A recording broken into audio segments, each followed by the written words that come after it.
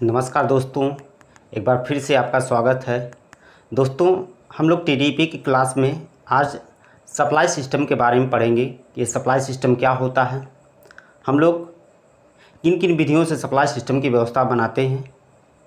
जैसा कि दोस्तों आपको जानकारी के लिए मैं बताना चाहूँगा कि पिछले वाले क्लास में हम लोगों ने एक जनरेटिंग स्टेशन से हम लोग सप्लाई को ट्रांसमिट करने के बाद एक कंज्यूमर तक के लिए लेआउट सिस्टम देखा था।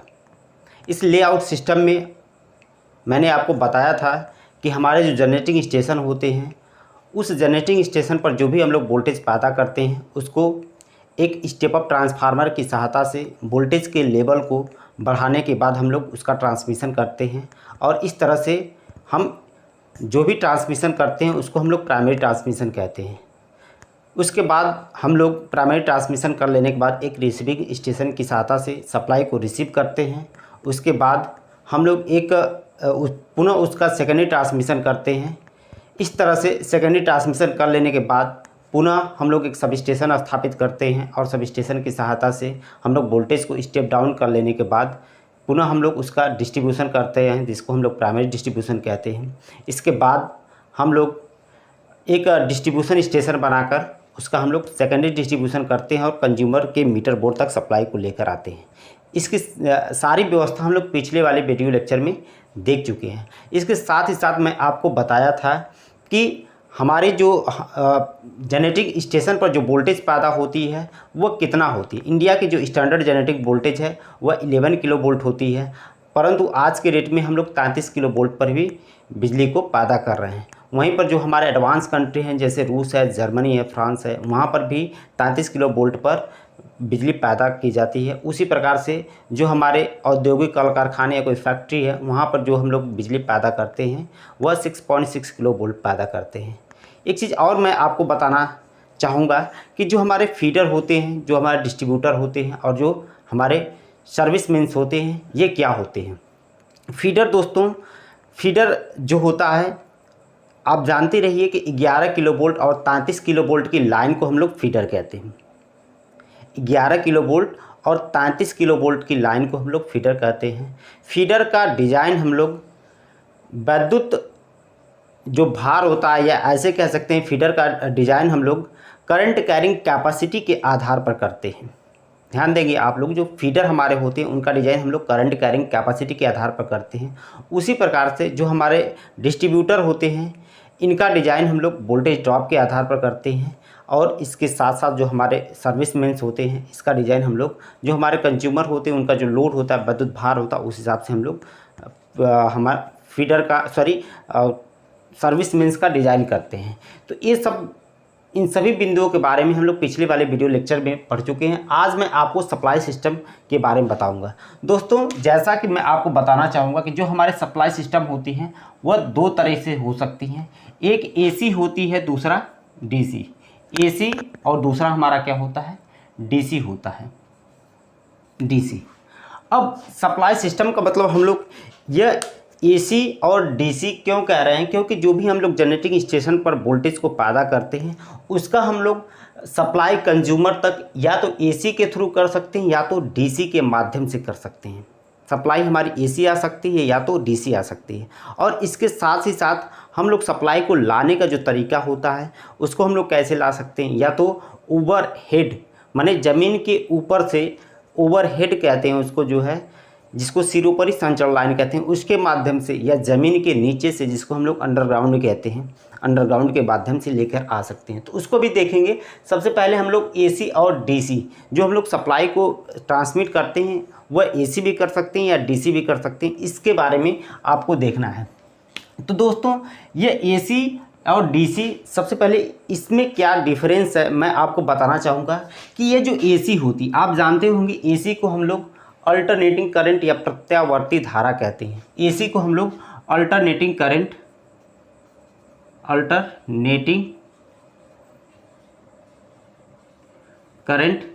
या प्रत्यावर्ती धारा कहते हैं। वहीं पर डीसी को हम लोग क्या कहते हैं, डायरेक्ट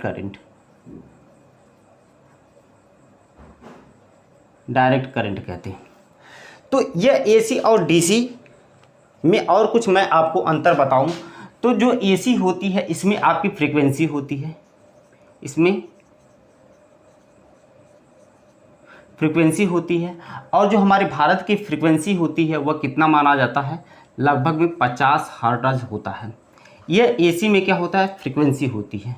दूसरी अगर इसकी खास बातें मैं बताऊं तो जो हमारी एसी होती है इसका जो मैग्नीट्यूड और इसका जो डायरेक्शन है वह दोनों समय के साथ साथ चेंज होता है। इसका मैग्नीट्यूड और इसका जो डायरेक्शन है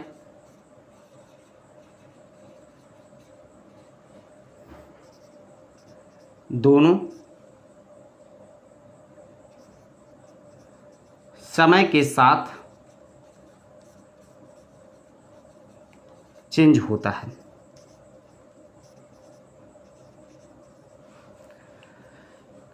अगर नेक्स्ट बात करूं तो जो एसी होती है, हमारे जो भी इंडक्टर होते हैं, कैपेसिटर होते हैं, रजिस्टर होते हैं, ये सब एसी पर काम करते हैं। तो इसको भी आप जानते रहिए कि जो हमारा रजिस्टेंस होता है या रजिस्टर होता है, जो इंडक्टर होता है और जो कैपेसिटर होता है, यह एसी पर वर्क करते हैं,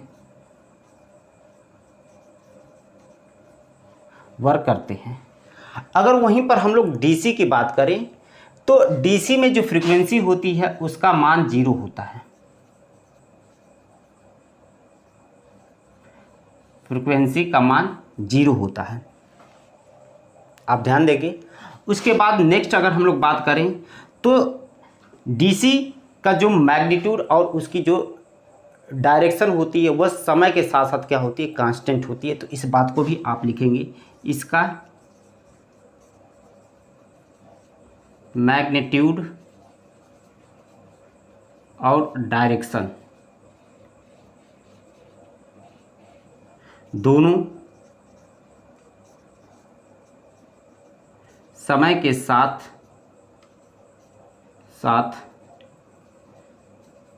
कांस्टेंट होती है। मैग्नीट्यूड और डायरेक्शन दोनों समय के साथ साथ कांस्टेंट होता है। अगर हम लोग नेक्स्ट बात करें तो जो हमारे डीसी सप्लाई होती है, डीसी पर अगर हम लोग इंडक्टर की बात करें तो इंडक्टर डीसी पर एज ए शॉर्ट सर्किट की तरह काम करता है, और जो हमारा कैपेसिटर होता है वह ओपन सर्किट की तरह काम करता है। तो इस बात को भी आप लिखेंगे, इंडक्टर डीसी पर शॉर्ट सर्किट की तरह तथा कैपेसिटर ओपन सर्किट की तरह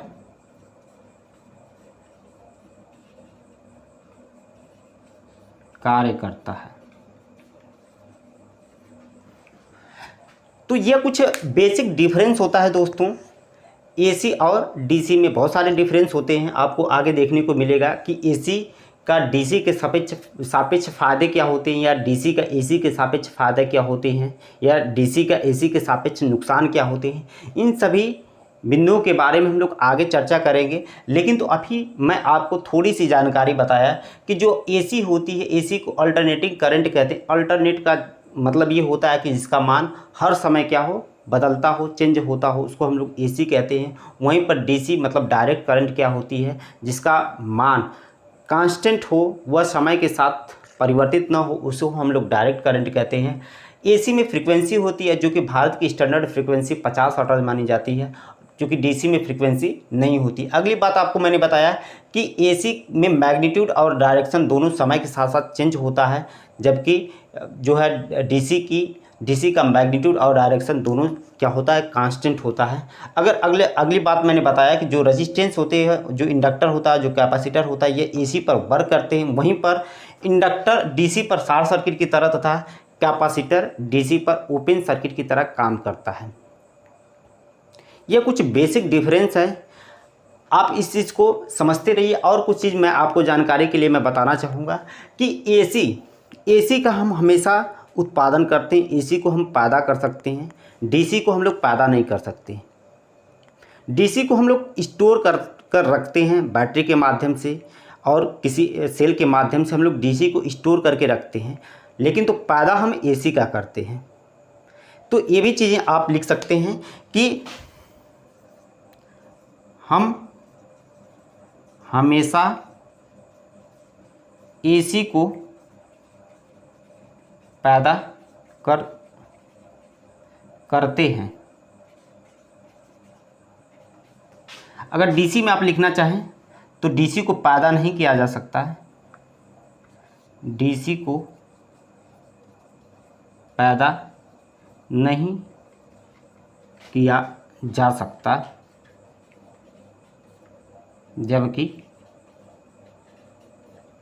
डीसी का संचय बैटरी या सेल के माध्यम से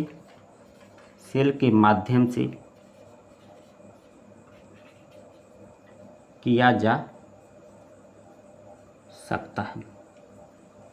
तो यह कुछ बेसिक डिफरेंस है एसी और डीसी में।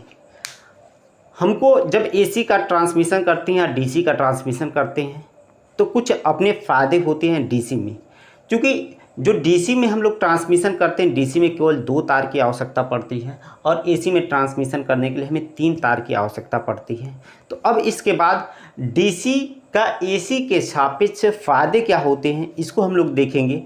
उसके बाद डीसी के नुकसान क्या होते हैं एसी के सापेक्ष, इसको हम लोग देखेंगे। तो आइए हम लोग देखते हैं advantage of DC with respect to AC, यानी डीसी का एसी के सापेक्ष फ़ायदे क्या होते हैं। आइए दोस्तों देखते हैं डीसी का एसी के सापेक्ष फ़ायदे। तो डीसी का एसी के सापेक्ष फ़ायदे क्या होते हैं, इसके बहुत सारे फ़ायदे होते हैं। कुछ मैं आपको बताना चाहूँगा कि सबसे पहले जो हमारी डीसी होती है उसमें चार्जिंग करंट नहीं बहती है, चार्जिंग करंट नहीं बहती है। जैसा कि आपको यहाँ पर दिख रहा है कि चार्जिंग करंट नहीं होती है डीसी में। ये चार्जिंग करंट क्या होती है दोस्तों, मैं आपको बताना चाहूँगा कि चार्जिंग करंट क्या होती है। चार्जिंग करंट हमारी जो ट्रांसमिशन लाइन होती है, ट्रांसमिशन लाइन में चूँकि कंडक्टर से कंडक्टर के बीच में कैपेसिटेंस बनता है और इस कैपेसिटेंस की वजह से ट्रांसमिशन लाइन में जब कोई लोड ना हो तो नो लोड की स्थिति में भी कुछ न कुछ करंट बहती रहती है, जिसको हम लोग चार्जिंग करंट कहते हैं। आप फिर से एक बार ध्यान देंगे कि ट्रांसमिशन लाइन में नो लोड की स्थिति में ट्रांसमिशन लाइन में जो करंट बहती है उसको हम लोग चार्जिंग करंट कहते हैं, क्योंकि एसी में कैपेसिटेंस बनता है और इसी की वजह से एसी में चार्जिंग करंट बहती है और नो लोड की स्थिति में भी ट्रांसमिशन लाइन में कुछ न कुछ लॉस होते रहते हैं। जबकि डीसी में कैपेसिटेंस नहीं होता है, कैपेसिटेंस की उत्पत्ति नहीं होती है, इसलिए जो चार्जिंग करंट होती है उसका मान 0 होता है, इसलिए इसमें चार्जिंग करंट नहीं बहती है। दूसरी अगर डीसी के मैं फ़ायदे की बात बताऊं आपको, तो डीसी को ट्रांसमिट करने के लिए केवल 2 तार की आवश्यकता पड़ती है, एक उसमें फेज और दूसरा अर्थ के लिए। ध्यान देंगे डीसी को ट्रांसमिट करने के लिए केवल 2 तार की आवश्यकता पड़ती है, जबकि एसी को ट्रांसमिट करने के लिए 3 तार की आवश्यकता पड़ती है। तो दोस्तों एसी में हमारे जो चालक तार होते हैं अधिक लगते हैं, इनका वॉल्यूम ज़्यादा होता है। तो अगर हम लोग एसी पर ट्रांसमिशन कर रहे हैं तो अधिक चालक तार लगने की वजह से जो हमारे टावर होंगे, जो पोल होंगे, जो खंभे होंगे, इनका डिज़ाइन हमको डीसी की तुलना में हैवी करना पड़ेगा और जिससे पूरे हमारे जो टावर होती हैं उसके कास्ट बढ़ जाएंगी, जिससे ओवरऑल हमारा ट्रांसमिशन जो सिस्टम होगा वो महंगा हो जाएगा, कास्टली हो जाएगा डीसी की तुलना में। तो डीसी में केवल 2 तार प्रयोग होते हैं, इसलिए यह एसी की तुलना में सस्ता होता है। ये इसके फ़ायदे होते हैं। अगर हम लोग अगला नेक्स्ट बात करें तो डीसी चूँकि हमारे जो इंडक्टर होता है, जो कैपेसिटर होता है, डीसी पर काम नहीं करते हैं। तो इंडक्टर और कैपेसिटर जब डीसी पर काम नहीं करते हैं तो इसमें कोई फेज डिफरेंस भी नहीं पैदा होता है।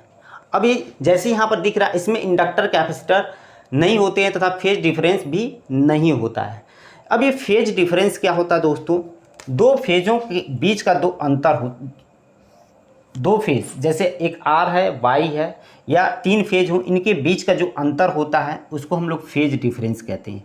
अगर मान लीजिए कि ये आर फेज़ है, अगर हम लोग यहाँ से बात करें तो अगर हम लोग इसको वाई फेज़ कहें तो इसके बीच में जो आपको यह कोण दिखेगा इसी को हम लोग क्या कहते हैं, फेज़ डिफरेंस कहते हैं। तो यहाँ पर आपको 5 डिग्री का फेज़ डिफरेंस दिख रहा है। तो मुझे उम्मीद है कि आपको समझ में आया होगा कि फेज़ डिफरेंस क्या होते हैं। यानी जो हमारी डीसी होती है उसमें इंडक्टर, कैपेसिटर तथा फेज़ डिफरेंस नहीं होता है, और फेज़ डिफरेंस न होने के कारण डीसी में जो सर्ज की प्रॉब्लम होती है वह नहीं होती है। ये सर्ज की प्रॉब्लम नहीं होती है। तो ये सर्ज क्या होता है, या इसको हम लोग कहें कि जो हाई वोल्टेज सर्ज होता है ये क्या होता है। तो दोस्तों आप सर्ज को आप जानना चाहते हैं तो जो हमारी आकाशीय बिजली होती है, जो हमारी आकाशीय बिजली होती है उसको हाई वोल्टेज, हाई करंट तथा हाई फ्रीक्वेंसी का माना जाता है। यानी आकाशीय बिजली को high voltage, high current, high frequency का माना जाता है, और यह जितना कम समय के लिए किसी चीज़ पर गिरती है उतना ही नुकसानदायक होती है। आप देखे होंगे अपने आसपास कि आकाशीय बिजली से बहुत सारी दुर्घटनाएं हो जाती हैं, बहुत सारे लोगों की जान चली जाती है, बहुत सारे बिल्डिंग गिर जाते हैं, बहुत सारे जो सब स्टेशन हैं, जो टावर हैं वो जल जाते हैं। तो यह आकाशीय बिजली जो high voltage, high current, high frequency की मानी जाती है, इसका प्रभाव डीसी पर न के बराबर होता है, क्योंकि डीसी में कोई भी एनर्जी स्टोर करने वाले एलिमेंट काम नहीं करते, जैसे इंडक्टर होता और कैपेसिटर, ये काम नहीं करते, इसलिए चार्जिंग करंट ये सर्ज की प्रॉब्लम आपकी डीसी में नहीं होती है। अगली अगर हम लोग बात करें तो इंडक्टर न होने से डीसी ट्रांसमिशन में वोल्टेज ड्रॉप कम हो जाता है। इंडक्टेंस नहीं होने की वजह से डीसी में जो हम लोग ट्रांसमिशन करते हैं उसके कारण जो इंडक्टेंस के कारण वोल्टेज ड्रॉप हो रहा था वह कम होगा, जिससे वोल्टेज रेगुलेशन भी हमारा क्या होता है, अच्छा होता है। वोल्टेज रेगुलेशन क्या होता है दोस्तों, जो हम लोग वोल्टेज को सेंड करते हैं, यानी जो हमारी सेंडिंग वोल्टेज होती है और जो हमें वोल्टेज रिसीव होती है, इसका जो अंतर होता है इसको हम लोग क्या कहते हैं, वोल्टेज रेगुलेशन के पद में बताते हैं। यानी sending voltage minus receiving voltage upon sending voltage का जो अनुपात होता है इसको हम लोग वोल्टेज रेगुलेशन कहते हैं। और वोल्टेज रेगुलेशन का मान जितना कम होगा उतना ही अच्छा होता है। वोल्टेज रेगुलेशन का मान कम से कम होना अच्छा माना जाता है, अगर वोल्टेज रेगुलेशन अधिक है तो यह घटिया माना जाता है, ख़राब माना जाता है। चूँकि डीसी में इंडक्टर काम नहीं करता है और इंडक्टर की वजह से जो उसका इंडक्टिव रिएक्टेंस बनता है वो भी नहीं होता है, जिसके कारण उसमें वोल्टेज ड्रॉप नहीं होता है, और वोल्टेज ड्रॉप न होने से हमें रिसीविंग पर अधिक से अधिक वोल्टेज मिलती है। तो ये भी हमारे कहीं ना कहीं डीसी का एसी के सापेक्ष फ़ायदे हैं। अगर हम लोग नेक्स्ट बात करें तो स्किन इफेक्ट नहीं होता, अतः कंडक्टर का पूरा क्रॉस सेक्शनल एरिया यूज होता है। अब ये स्किन इफेक्ट दोस्तों क्या होता है, मैं आपको बताना चाहूँगा कि जो हमारे कंडक्टर होते हैं, जो चालक होते हैं, अगर इस चालक कंडक्टर में हम लोग एसी प्रवाहित करें तो एसी जो प्रवाहित होती है इस कंडक्टर में, इसके केवल सरफेस से होकर बहती है। इसके सेंटर में करंट, एसी करंट का मान 0 होता है और केवल सरफेस पर ही करंट बहती है, फ्लो करती है। जबकि अगर हम लोग डीसी की बात करें तो डीसी करंट पूरे इसके कंडक्टर के पूरे क्रॉस सेक्शनल एरिया में एक समान रूप से बहती है। तो स्किन इफेक्ट मैं आपको बताना चाहूँगा कि जो हमारी एसी करंट होती है वह सेंटर पर कम और सरफेस पर ज़्यादा बहती है। इसी के प्रभाव को हम लोग स्किन प्रभाव कहते हैं, स्किन इफेक्ट कहते हैं। तो स्किन इफेक्ट की समस्या हमारे डीसी में नहीं होती है, क्योंकि पूरा हमारा क्रॉस सेक्शनल एरिया डीसी के लिए यूज होता है, जिसकी वजह से पतले कंडक्टर में भी अधिक से अधिक हम लोग करंट भेज सकते हैं।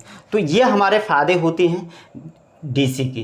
तो डीसी में एक और जो इम्पोर्टेंट फ़ायदा होता है, कोरोना लॉस एसी की तुलना में डीसी में कम होता है डीसी में ऐसा नहीं, लेकिन तो एसी की तुलना में डीसी में हमारे कोरोना लॉस कम होता है। अब ये तो कुछ फ़ायदे आपको दिख रहे हैं। उसके बाद अगर हम लोग बात करें तो डीसी का एसी के सापेक्ष कुछ नुकसान भी होते हैं। अब ध्यान देंगे, डीसी में एसी के सापेक्ष कुछ नुकसान भी होते हैं। जैसा कि आप देख पा रहे हैं, कम्यूटेशन की प्रॉब्लम की वजह से 650 वोल्ट से ज़्यादा की डीसी हम लोग पैदा नहीं कर सकते हैं।